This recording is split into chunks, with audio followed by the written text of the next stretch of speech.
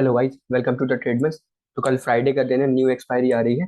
चलिए देख लेते हैं निफ्टी बैंक और निफ्टी 50 कैसे क्या रिएक्ट करेगा, क्या प्राइस एक्शन होगा और किस लॉजिक की बेस पर हम ट्रेड ले सकेंगे। आज अगर आप देख रहे होंगे, जैसा कि थर्सडे एक्सपायरी एक ट्रेंडिंग एक्सपायरी निकल के गई, जो कि बहुत दिनों से हम एक्सपेक्ट कर रहे थे। ऑलमोस्ट 8 से 10 दिन से मार्केट कंसोलिडेट कर रहा था और आज फाइनली मार्केट ने फ्लैट ओपन देते हुए, थोड़ा सा गैप अप ओपनिंग देते हुए, इमीडिएटली बुलिश मूवमेंट लेते गए और पुल बैक लेते हुए एक हाई को तोड़ते हुए, जो 43,500 का मेजर रेजिस्टेंस था, उसका हाई तोड़ते हुए ऑल टाइम हाई बना चुका है। ये बुलिशनेस क्यों आई, फर्स्ट रीजन मैं आपको बता देता हूँ। मैंने आपको कल ही बताया था कि अगर आप मार्केट ओपन होती साथ सबसे पहले एट द मनी की प्रीमियम्स देखना। अगर आप ये देखेंगे, ये वाली कैंडल जो ओपन हुई है 43,150 के आसपास, तो 43,200 और 100 के कॉल या पुट एट द मनी कहलाएंगे। तो उनके प्रीमियम्स अगर आप आज देखोगे ओपनिंग में, तो 120 रुपए 130 रुपए के आसपास के थे। और उसके next out of the money, मतलब अगर 200 से बाद 300 का कॉल या फिर 43,000 का साइकोलॉजिकल लेवल का पुट देखोगे, तो 50-60 रुपए का था। मतलब ऑप्शन सेलर्स के पास कुछ प्रीमियम ही नहीं था कि वो सेल करें, क्योंकि 20-30 रुपए में तो सब लोग अपनी स्क्वायर ऑफ करने लगते पोजीशंस, तो वो 10-20 रुपए के लिए तो ट्रेड करेंगे नहीं बड़े बड़े जो ऑप्शन सेलर्स हैं। इसलिए मार्केट ने एक ट्रेंड पकड़ा। और ये कंफर्मेशन कब हुई? जब मार्केट यहाँ पे आ गया था ऑलमोस्ट 10 से 11 बजे के आसपास। तब आप अगर जाके देखोगे, मैंने देखा भी हुआ था लेकिन मैंने थोड़ा सा इग्नोर कर दिया, मैंने वही गलती की, मैं भी आपको बताऊंगा। ये 10 से 12 बजे के आसपास आप अगर देखोगे जाके, तो एट द मनी में पुट प्रीमियम ज्यादा था, कॉल प्रीमियम बहुत कम था। कॉल प्रीमियम में मतलब अगर फॉर एग्जांपल 50-60 रुपीज चल रहा था, तो पुट प्रीमियम चल रहा था 80-90 रुपए प्रीमियम। तो क्या हुआ कि ऑप्शन सेलर्स को अपॉर्चुनिटी मिली कि पुट सेल करने के लिए। पुट सेल करने का मतलब होता है market trending upside. Second chance था कि इंडिया की विक्स जो थी, वो भी बहुत लो हो रही थी। इंडिया विक्स लो होती है जब भी, तो मार्केट अच्छा ट्रेंडिंग बुलिश रहता है। इंडिया विक्स जब भी हाई होती है, तब आप ट्राई कर सकते हो बियर स्ट्रेट के लिए। और इसका थर्ड रीजन अगर मैं बताऊं बुलिशनेस होने का, तो अगर आप देखोगे, जो मैंने आपको परसों या नरसों, अगर आपको याद होगा, कि मैंने एक ट्रेंड लाइन बनाई थी, आपको बताई थी कि एक बैंक निफ्टी एक ट्रेंड लाइन को फॉलो कर रहा है। जस्ट अ सेकंड में, हाँ, यहाँ से फॉलो कर रहा हूँ। कल मार्केट ने यहाँ से रीटेस्ट कहीं लिया था, तो मैंने आपको ये, कल यहाँ पे मार्केट फेक आउट निकल गया, अपसाइड चला गया, और मैंने बोला था कि अगर मार्केट यहाँ से सपोर्ट लेगा, कि ट्रेंड लाइन का सपोर्ट अच्छा होगा, ये फेक आउट निकल जाएगा और अपसाइड हो सकता है। इतना गाइस याद रखना कभी भी, कि ट्रेंड लाइन के फेक आउट या हॉरिजॉन्टल सपोर्ट कहीं का भी फेक आउट या फेक डाउन होता है, तो उसका मूवमेंट अच्छा होता है। क्यों? क्योंकि जो भी सेलर्स होते हैं, अगर बियरिश साइड के लिए तो सेलर्स ट्रैप होते हैं, अगर बुलिश साइड के लिए तो बुलिश बाइंग बायर्स जो होते हैं वो ट्रैप होते हैं, जो फोमो बायर्स होते हैं वो ट्रैप हो जाते हैं, तो उससे वहां से बड़ा मूवमेंट कैप्चर कर सकते हैं। वही हुआ आज, अगर आप देखोगे, कल ट्रैप हुए थे, यहीं पे कंसोलिडेट करा था, आज मार्केट ओपन होती साथ इसका सपोर्ट लिया और इमीडिएटली बुलिश मूवमेंट लेते हुए चला गया।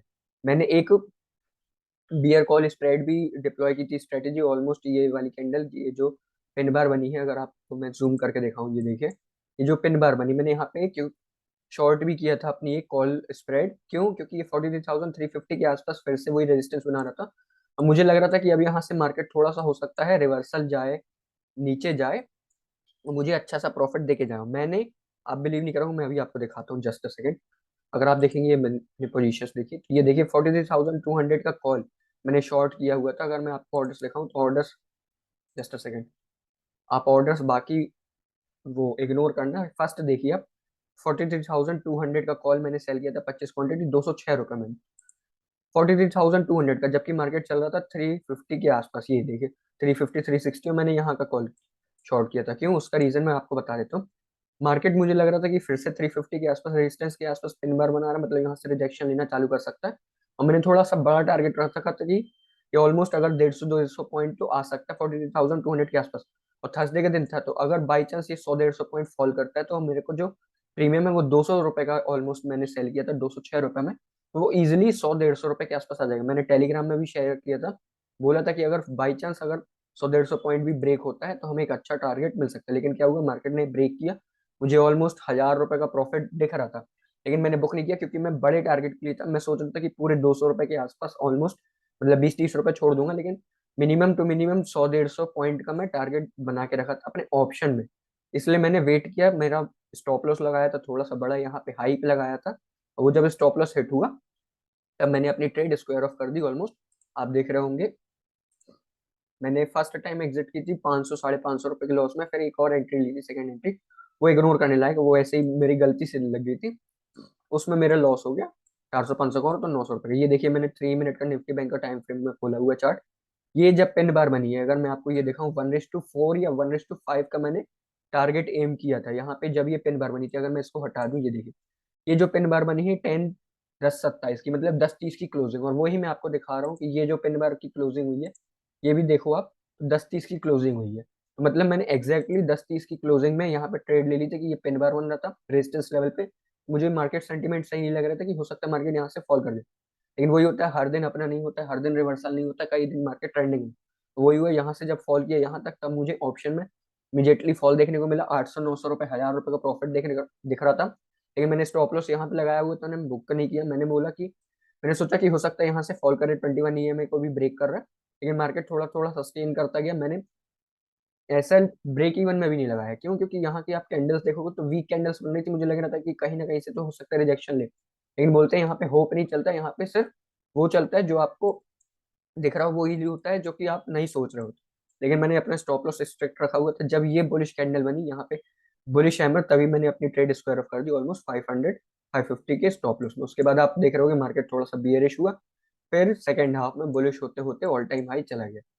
अब अगर आप देखेंगे तो हम कल के लिए अगर बात करें, तो मार्केट एक ऑलरेडी अच्छे ट्रेंडिंग बुलिश मार्केट में है और ऑल टाइम हाई के आसपास आके खड़ा हो गया। अब हम कल के लिए क्या एक्सपेक्ट कर सकते हैं? मार्केट अगर आप देखोगे तो ये 43,550 से लेके 500 के लेवल्स, अब ये जो लेवल्स होंगे एक सपोर्ट की तरह रिएक्ट करेंगे, और यहाँ पे मार्केट ने एक अच्छा क्या बोल सकते हैं आपकी रीटेस्ट नहीं लिया। अगर आप 1 आवर के टाइम फ्रेम में देखेंगे, कि देखिए मैं अगर आपको 1 आवर का टाइम फ्रेम दिखाऊं, तो आज एक भी सिंगल कैंडल, मतलब एक भी कैंडल रेड कैंडल नहीं बनी है, बियरिश कैंडल नहीं बनी। हाँ, यहाँ पे थोड़ी सी पिन बार बने थे, लेकिन एक भी रेड कैंडल क्लोज नहीं हुई है। तो इसका मतलब क्या होता है कि मार्केट अब यहाँ से एक रीटेस्ट ले सकता है, फॉल कर सकता है 500 550 के आसपास। ये जो ऑल टाइम हाई था यहाँ से रेजिस्टेंस, अब ये सपोर्ट की तरह रेट करे।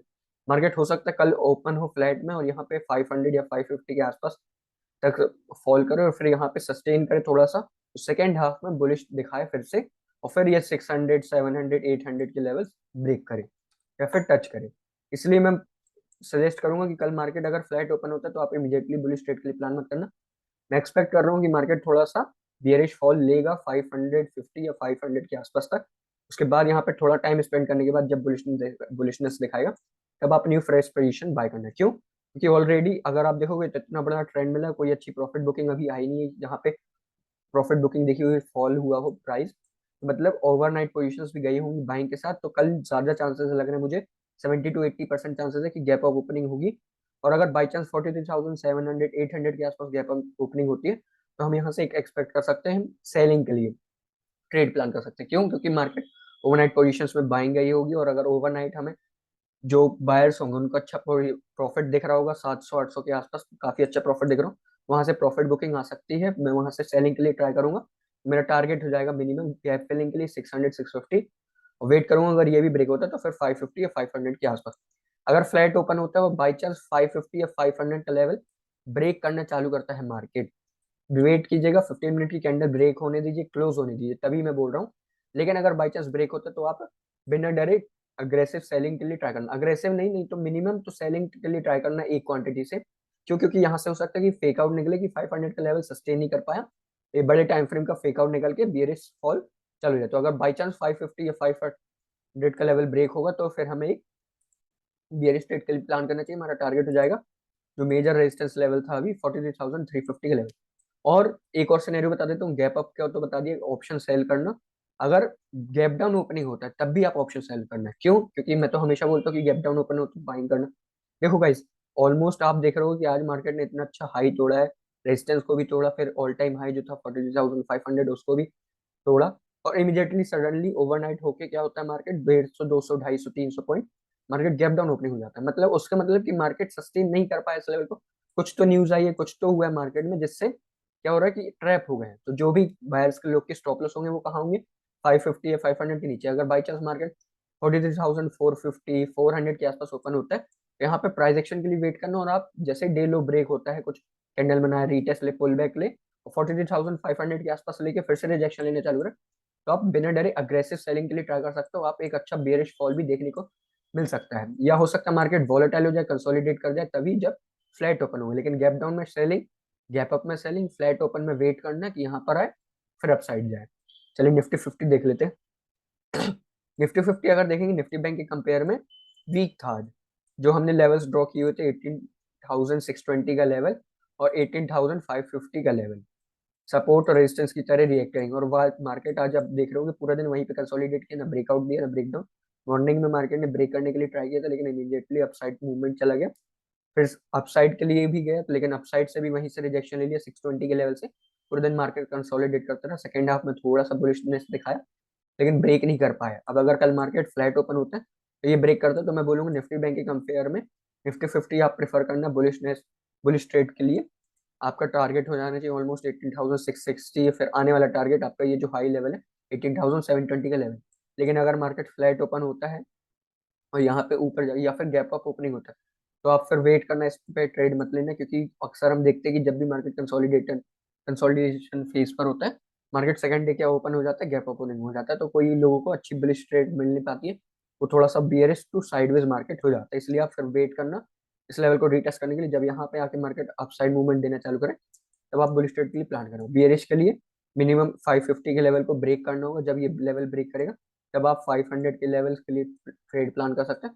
और उसके बाद आप मेजर सपोर्ट लेवल जो है उसके लिए आप ट्रेड प्लान कर सकते हैं अग्रेसिवली 450 के आसपास। जब ये 18,500 520 के लेवल्स ब्रेक करना चालू करेगा, 15 मिनट की कैंडल क्लोज करें, तभी आप बेरिश ट्रेड के लिए प्लान करना, नहीं तो तब तक आप वेट करना, क्योंकि यहाँ से आप ट्रैप हो सकते हैं। क्योंकि अगर by chance bank Nifty upside जा रहा होगा, तो मजबूरन निफ्टी 50 को भी थोड़ा ना थोड़ा ऊपर जाना पड़ेगा, या फिर वो भी नीचे न जाएगा तो वहीं वहीं कंसोलिडेट करेगा, वॉलेटाइल हो सकता है। सेम होता है, इसलिए आप निफ्टी 50 और बैंक निफ्टी दोनों को देखा करो। तो गाइस ये था हमारा बैंक निफ्टी और इंटर निफ्टी 50 का इंटरडे एनालिसिस। अगर वीडियो आपको अच्छी लगी, हमारी वीडियो को लाइक कीजिए। मैं कल या परसों तक ऑप्शन सेलिंग की वीडियो भी अपलोड करने वाला हूँ, जिसमें मैं डिटेल में बताऊंगा कि ऑप्शन सेलिंग क्यों बेटर है इस समय, ऑप्शन बाइंग के कंपेयर में ज्यादा प्रॉफिट हो सकता है कम रिस्क के साथ। डिटेल में वीडियो बनाने वाला हूँ, तो आप हमारे चैनल को सब्सक्राइब कर लीजिए, जिससे आपको लेटेस्ट वीडियो की अपडेट मिलती रहेगी। थैंक यू गाइस, फिर मिलते हैं।